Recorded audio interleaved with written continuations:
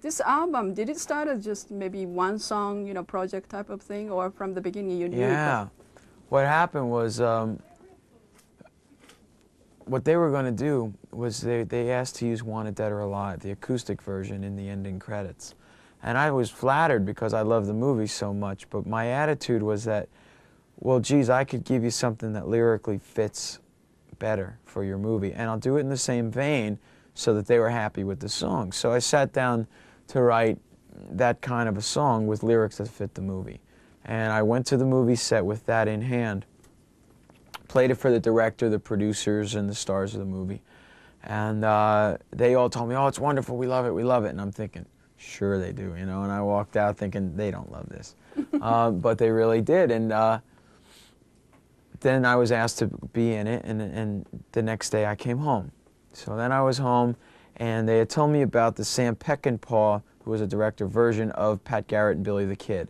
And it was something I hadn't seen. So I watched that with Dylan's version of Knocking on Heaven's Door and realized that he had 4 songs in that movie. So I wrote 3 more songs, figuring let's do what Dylan did, and I sent them off 3 more songs. Still not thinking of a record. But then they asked to release them commercially, and I thought, well, there's no Bon Jovi record. The live album may or may not be ready in time. What am I going to do now? And I thought about an EP or a maxi single kind of a situation with 4 songs on a single. And Polygram talked about doing an album.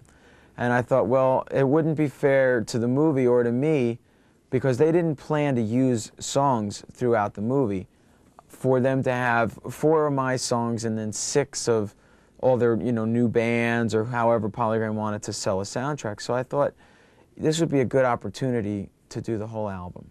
So with 4 songs written, they said, do you have an album? I said, yeah. I didn't. I went home, and for the next week I started writing and writing and writing until I came up with what I was happy with. Then after I had 8 songs, I sent them out to the movie company, and they were happy, and the record company was happy.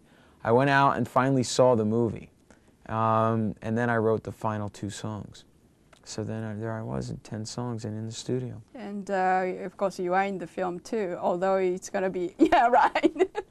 Was it your choice, or, I mean, you requested them to? Yeah, I don't have any credit in the credits. I could have had a speaking role. I just didn't want it, you know. I mean, there was talk of my doing this opening scene of the movie and having a speaking role and doing the whole thing. And it was just, it's not what I want to do. I don't aspire to be an actor. To do this as trivia and say, was that him? No, that was him, you know, is the way I wanted it to be. You know it's me, you know, you can tell it's me. There's a full close-up in the screen, but I'm in it for 30 seconds. You get shot, right? Dead. So you a bad guy? Yeah. How was it to play a, you know, bad guy? To come back from the dead, you know, dying isn't so bad. Okay.